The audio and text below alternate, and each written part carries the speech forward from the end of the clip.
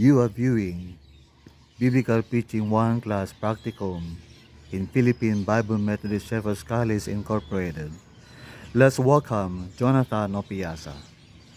Naimbag nga bigate ang nakabsat ni Apo Diyos ni Madaydayaw, kaya't iso na itinang ng rona, na inumayan tayo itiday pinuhan nito, pag ng sadjay bumilig tayo babaeng karagitisa sa una. Narod dawati iti anos mga kader tamapanda iti panagkararag.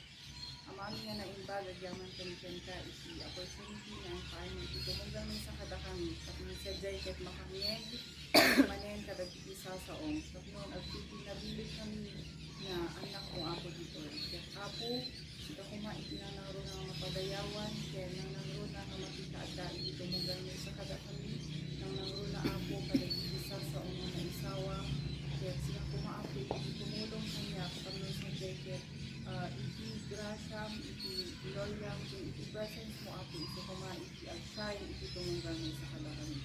Iti tinawat ni babaeng pinapatay, ginagan na po ni Jesus. Amen. Kaya iti teksto tayo iti dayti nga aldaw kakabsat ket masarakan dito Philippians 4:6-7.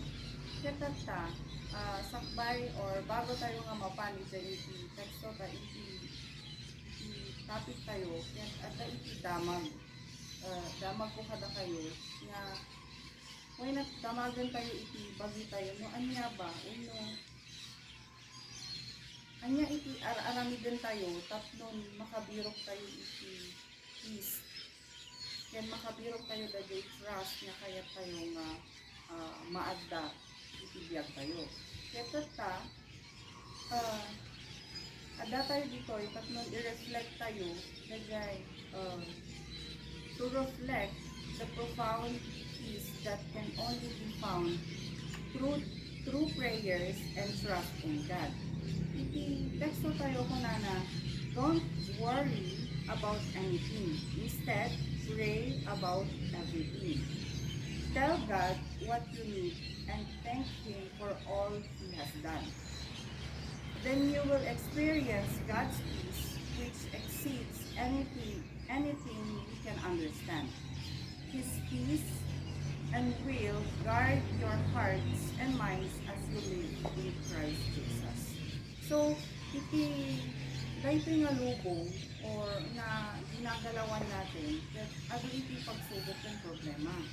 Nga no daduma no sadya nga dati problema nga dumteng tigad tayo get ang hirok tayo iti tao when no sa bali nga tao tapnon mangtulong kada tayo nga ma-resolve problema tayo.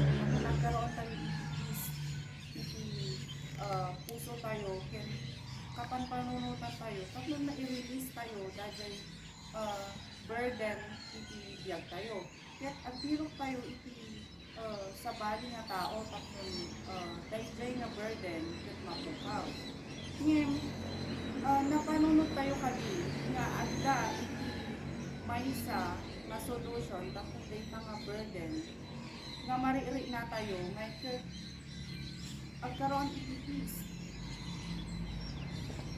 nga awan iti sa bali nga pakasarakan tayo ni kiniapo tayo ng Jesus through prayer. Kaya tayo pa nga prayer iso iti connection tayo kiniapo Dios tapnon maibaga tayo nung niya ajay burden tayo gapuna kaniapo Dios iti nang nangruna nga makasolve kadagiti burdens ken problema nga tatahakin tayo iti everyday life tayo, especially in everyday Christian life. Kata iti umuna nga puntos ket pray with thanksgiving and trust in God. Kuna na dito ay 1 Thessalonians 5:16-18. Always be joyful. Never stop praying. Be thankful in all circumstances, for this is God's will for you who belong to Christ Jesus. So, iti panagkararag na kabsat, ket masapol nga at damot lang iti adi kuma at kararag ka nga hanggang mapipilitan. Tapos, kuna na pa ditoy nga haan ka nga at sardoy nga at kararag. Nga uray no at dahil iti problema nga gumpen kanyang na ikit masapol nga maging thankful kalata. Haan nga adi problema iso iti mang down kanyang nga haan nga agaramit ka iti pagyatan ni Apo Diyos, which is ajay panagkararag mo lipatomon gapo na ta at the burden nga marikrik nam. Gamin, iti prayer that provide, uno ni Apo Diyos i-provide na iti remedy, solution iti problema. Nga kasapulan laeng iti panagkararag mo, which is doon may papakita yung humility, yung nagpapakumbaba ka na mag-ask kay God kung ano yung solution or kung ano yung dapat gawin. Yun ang i-provide ni God. Mag-provide siya ng remedy. Tapos, dito pa sa Proverbs 3, verse 5 to 6, na ang sabi niya dito,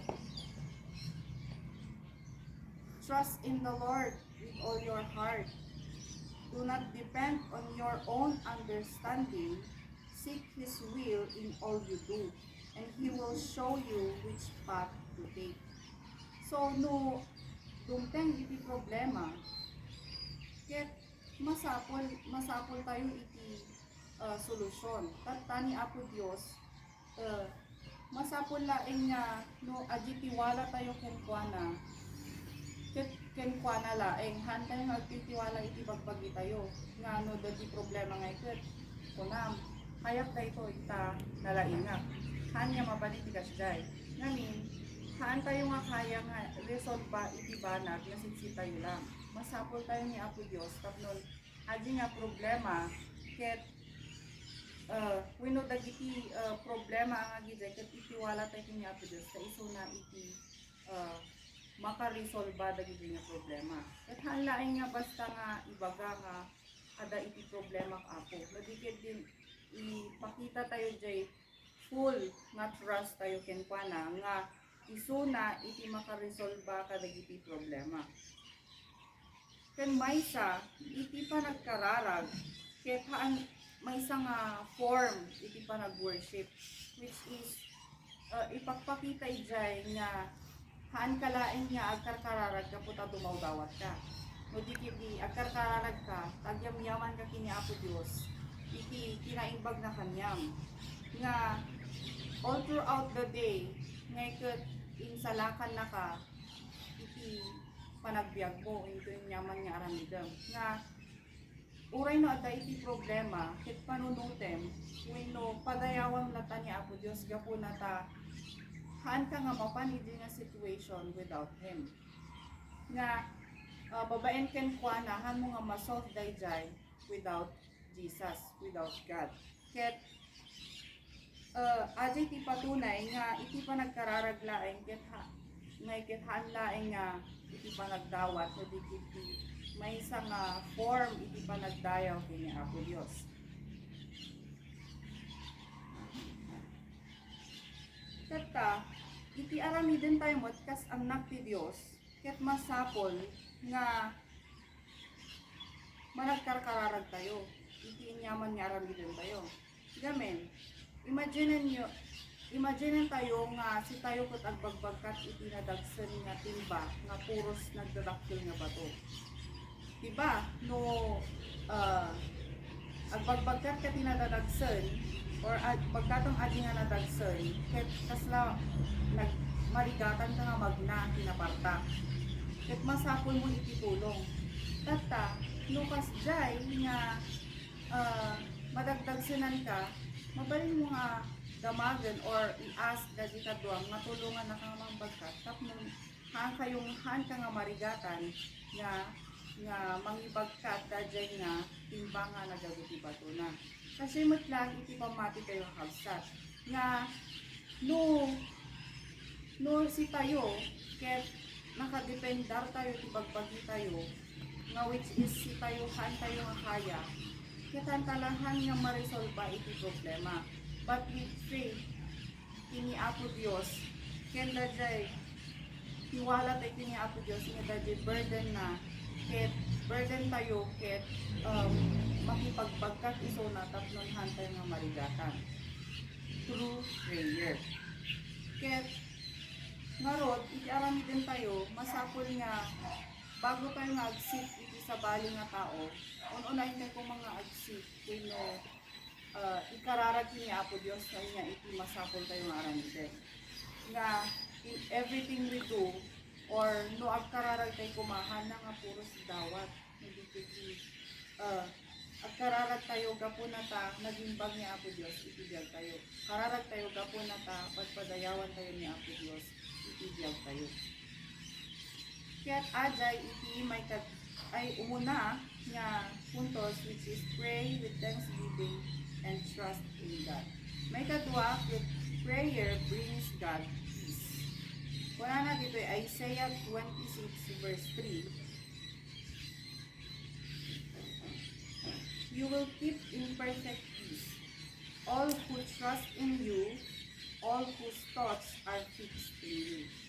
So, di da magtatay nga kasano tayo nga mabiro iti peace.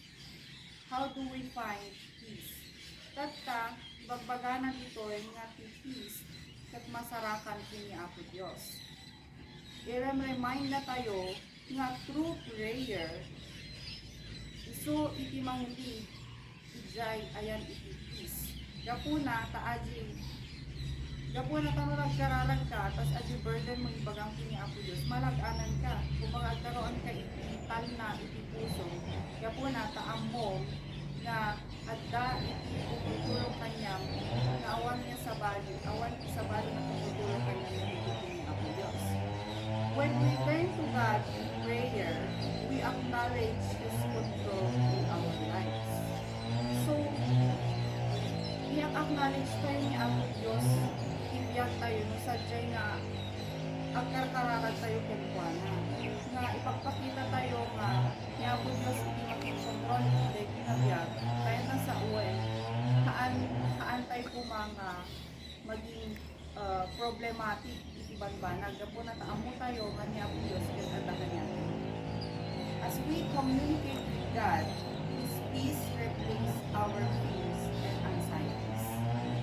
So, habang adadya tayo in prayer time tayo, nga magkipag-communicate ni Apo Dios, adya peace nga at kuwana, kaya mapan kada tayo, kaya masukatan, dadya buteng tayo, kaya anxieties tayo, peace mabait kaya kuwana.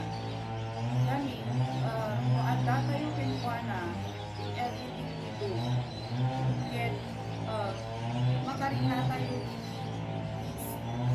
na ulay na niya ikaramitin tayo no ako tayo matani ako Diyos biyan tayo ket tandaan tayo inis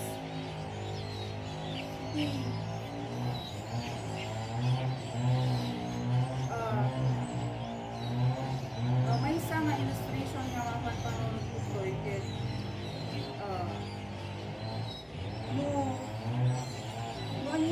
no sika ket adda iti problema ket masapul ko iti talna gapuna ta narod maslahan awan iti maaramidam kadagiti nga problema ketat ta agiro ka banag nga makaliliwaak ng mais dagiti pain maramramdama ket no kaya tayo nga agiro iti sa bali, why not iji tayo iti pinaka the best nga solution, which is ag-pray tayo kini Apo Dios, ken ag-ask tayo ken kuana iti tulong nga haan tayo nga kaya iti dayto nga situation nga adda kada tayo no awan isuna.